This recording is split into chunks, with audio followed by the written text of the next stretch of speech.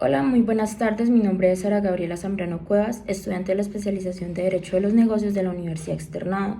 A continuación les hablaré de las tasas de interés y el hoy en el sistema financiero colombiano.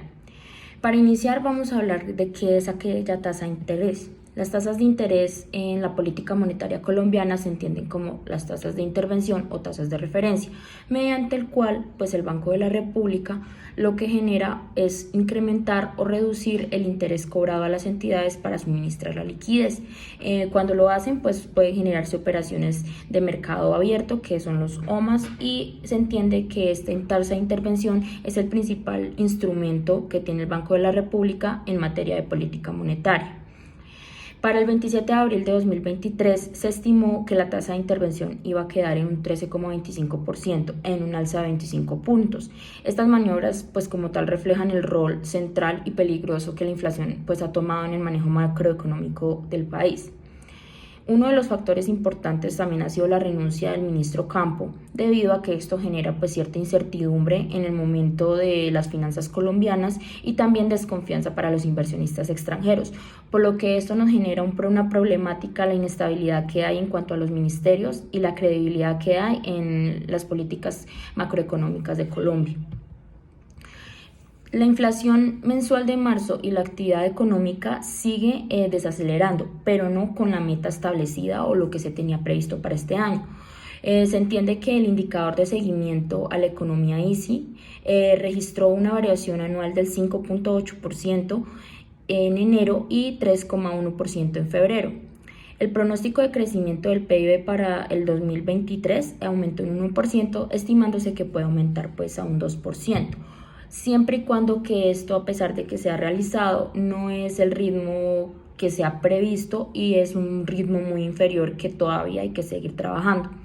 Las expectativas de la inflación continúan por encima de la meta estimada y como tal en la encuesta mensual de expectativas se disminuyó de un 7,2 a un 7,0, muy poco. Se estima que para 2024 se mantuviera en un 5% en la mediana como tal de la muestra. De acuerdo con el banco, se entiende que el déficit de la cuenta corriente se reduciría del 6,2% del PIB registrado en el 2022 hacia un estimado del 4,1% a fines del 2023, principal resultado de una menor demanda interna que se presenta, la cual refleja una caída de las importaciones. Y al realizarse esta caída de las importaciones se recibirían menos productos del extranjero, lo cual sería un menor gasto para Colombia y sí una mayor productividad a nivel interno del país. Uno de los principales datos importantes que han marcado las políticas en Colombia ha sido también las políticas que han implementado tanto en Estados Unidos como en la Unión Europea. Cabe resaltar la caída o la quiebra de los dos bancos más importantes de Estados Unidos ha generado una gran problemática a nivel mundial. En estos países, tanto Estados Unidos como los países de la Unión Europea, volvieron a incrementar sus tasas de interés de política para enfrentar los niveles altos que hay de inflación. Y como tal, los riesgos sobre la estabilidad del sistema financiero continúan siendo importantes para la economía global. Un factor importante y favorable para Colombia actualmente es que la tasa de desempleo disminuyó, lo cual es favorable porque aumenta la productividad, aumenta el consumo y por lo tanto aumenta el ingreso. Una vez realizado esto, se entiende que en el país bajó para el 2023 a un 10% y tuvo una reducción del 2,1%, estimado porque en el 2022 fue del 12,1%. Como tal, la tasa global de participación se ubicó en el 64,3%, que a diferencia del 2022 fue de 63,5%, aumentó 2,1 puntos respecto al año pasado.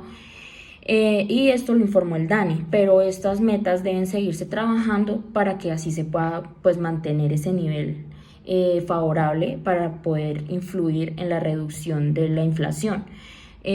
También se tiene que tener en cuenta que no podemos dejarnos llevar por ideales políticos ni por sentimentalismos, sino que debemos pensar desde un punto razonable para poder mantener la estabilidad económica del país y como tal no afectar nuestra moneda interna. Entonces, más de ideales políticos o de impulsos, tenemos que actuar de la manera más razonable y más macroeconómicamente posible. Muchas gracias.